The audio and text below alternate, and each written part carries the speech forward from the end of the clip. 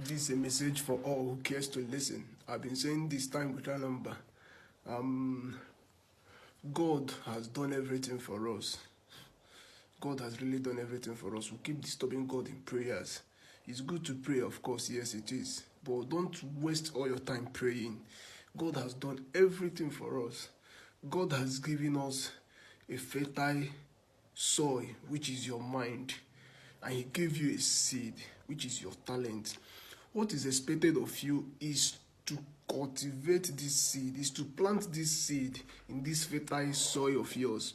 And believe me, your mind is a workshop. Understand? Your mind is a workshop, and God gave you one of the greatest tools for you to use and work in this divine workshop, and that tool is imagination. Imagination is the greatest tool that God has given to mankind.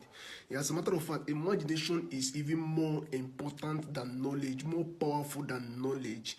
Why did I say this? So many persons have knowledge, but they are still suffering in life. So many persons have knowledge, but they are still poor and struggling financially.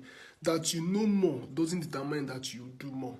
Some persons are fat, they know they are fat, and they know they have to go to the gym in order to reduce so much calories they have in their body. They know, but your inability to apply what you know is still the problem we have. That is what the Bible said, in all you're getting, get wisdom. Knowledge is the information you've gathered, and wisdom is the application of this information. For me not to derail from what I'm saying, now imagination is the greatest thing you can ever use, the greatest tools you can ever use in this workshop, which is your mind, a fertile soil. Knowledge is limited. You only know what you are taught. You only know what you seek out to know. Now, your imagination is unlimited. You can imagine anything. There is no limitation to whatever thing you can imagine. And believe me, anything you can ever imagine in life is real. It's left for you to bring it into existence, and for you to be able to conceive it in your heart, to conceive it in your mind, is really achievable. Now, your soul, which is your mind, which is a workshop, of course, and God has given you a seed. That was what the Bible said. Go into the world and be fruitful. God said, be fruitful. Before He said be fruitful, He gave you a seed already. You can't be fruitful without having a seed to cultivate. So now you have a seed, which is your gift, and your mind, which is a fertile soil, and your imagination, which is the greatest tools that you need to make a faith to your word. Why are you still struggling, my friends? Why are you still struggling? Our problem in life is what I call misplacement of priority. What we should be doing at a particular point in time, we leave it and be doing something else in a different point in time. Time you should get to work. Time you should go to work. On a Monday morning, people go to church. Monday morning, you should go out and be productive. Go out there and chase your dreams.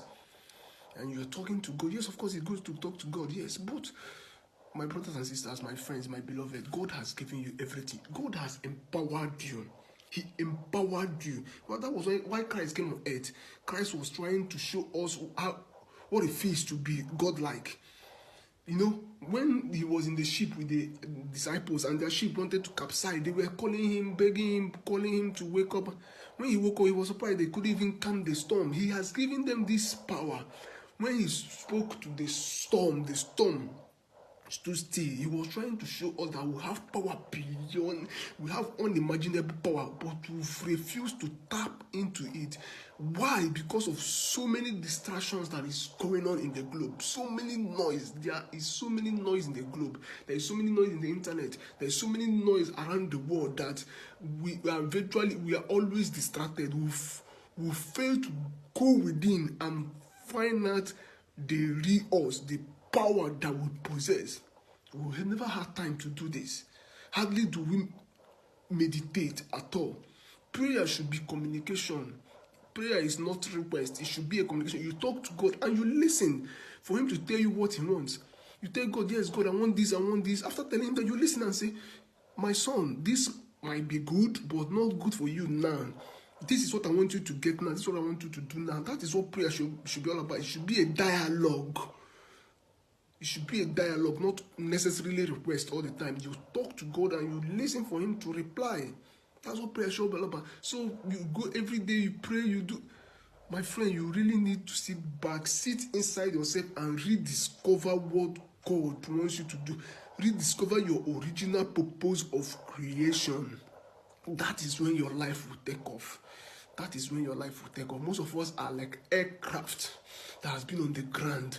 And you know, believe me, when aircraft is on the ground, it begins to rust and malfunction because it was built to live in the sky. Most of us were built to live in the sky. But like an aircraft, we've been on the ground.